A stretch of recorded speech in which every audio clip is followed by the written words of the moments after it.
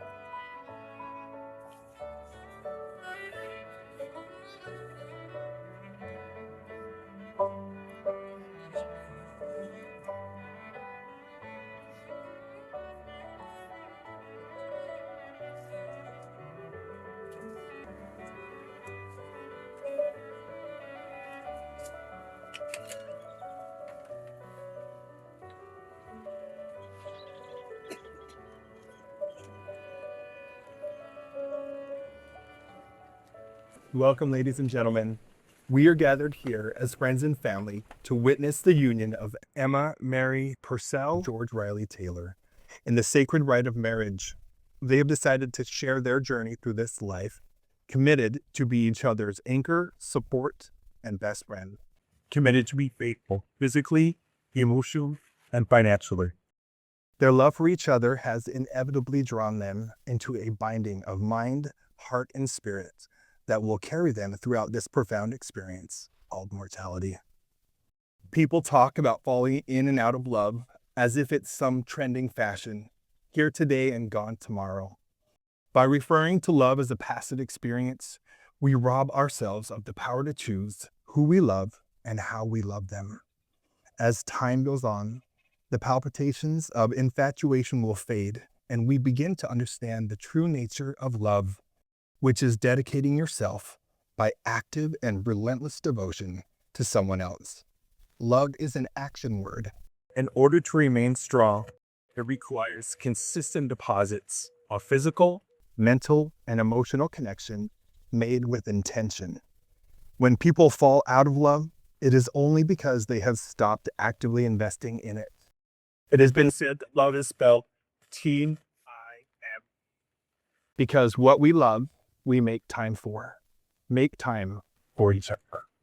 Emma and George, you have found in each other the traits and values of someone who helps you be a better version of yourself. The foundation you build, the first days, weeks, and months of marriage, if founded on the principles of love, forgiveness, and fidelity, will see you through the storms of life. The trick isn't avoiding the storm. That is not possible. The trick is finding someone who will weather the storm with you, a source of peace and happiness, even through the hard times. The best person we can weather the storm with is our Lord Jesus Christ. He will shelter us, and in him we can find refuge. As you each rely on and continually turn to the Lord, you will naturally find yourself better able to support each other. The bride and groom will now exchange vows. Emma, from the moment that you came into my life, everything changed for the better. I remember after our very first date, I called my friend Cooper, my best man, and my father, and I told them about how wonderful our conversations were and how beautiful you were, inside and out. I've told them both that out of all the first dates I'd ever been on, I truly thought you'd be the one that I'd call my wife. So to Cooper and my father, I told you so. We discussed all the things that we value most and seemed to be on the same page about how we would like our future to look. And here we are, a year and a half later, getting married. Since that day, you've continued to show me what true love looks like. not just in the big, unforgettable moments, but in the quiet, everyday ones. In your patience, your kindness, and your strength, and the way that you care for others and myself. You've made me a better man simply by loving me, and I am endlessly grateful for that.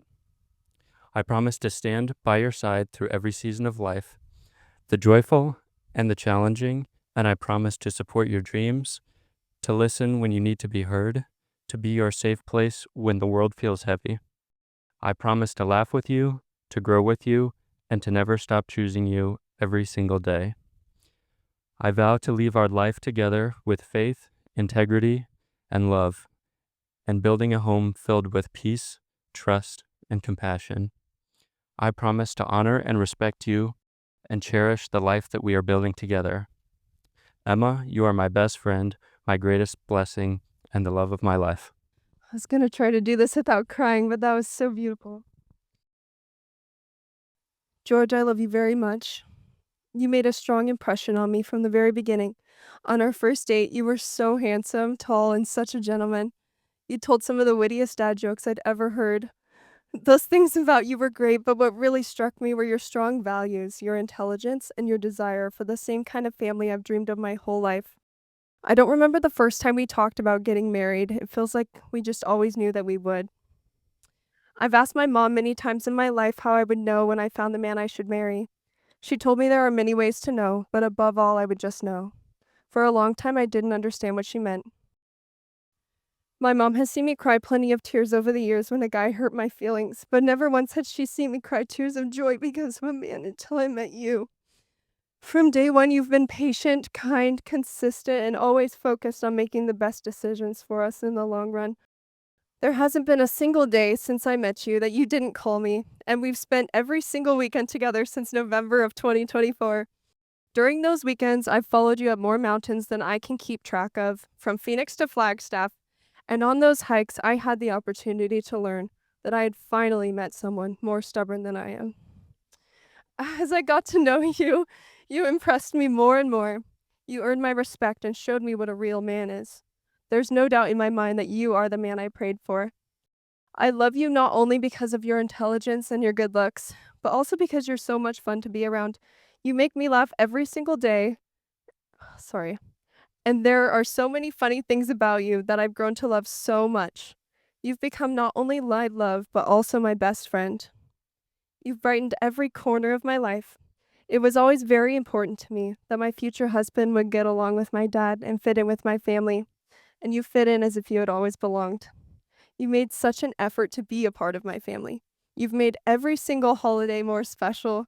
You even came on the yearly deer hunt, got your first deer, and asked my father for my hand in marriage all in the same day.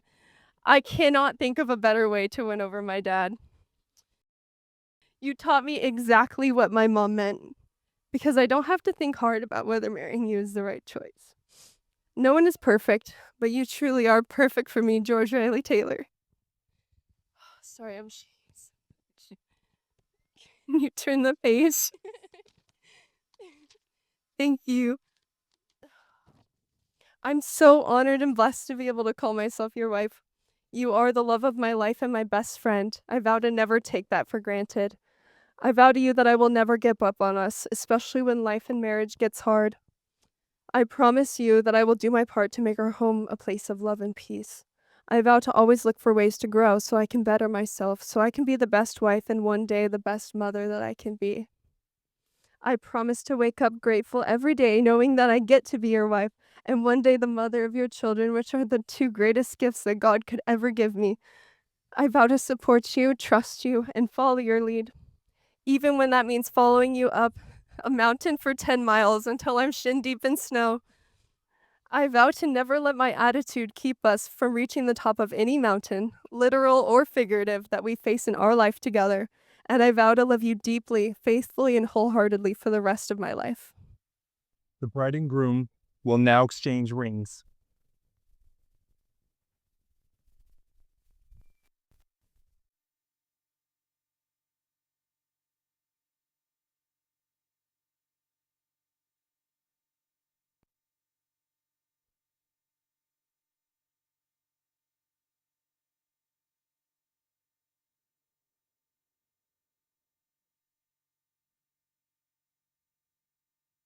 George and Emma, you have come here today before us to pledge your lives to one another. You have exchanged your vows and symbolized your commitment through the giving and receiving of rings. George, do you take Emma to be your lawfully wedded wife, to love her, comfort her, honor and keep her in sickness and in health, forsaking all others, and be faithful to her as long as you both shall live? I do. Emma, do you take George to be your lawfully wedded husband, to love him, comfort him, honor and keep him in sickness and in health, forsaking all others, and be faithful to him as long as you both shall live? I do. By the power vested in me by the state of Arizona, I now pronounce you husband and wife. You may now kiss the bride.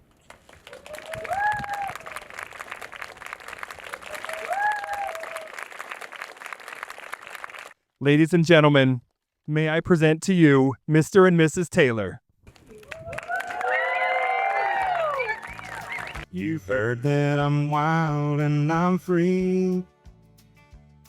You may wonder how. I can promise you now, this love that I feel for you always will be. But you're not just time that I'm killing.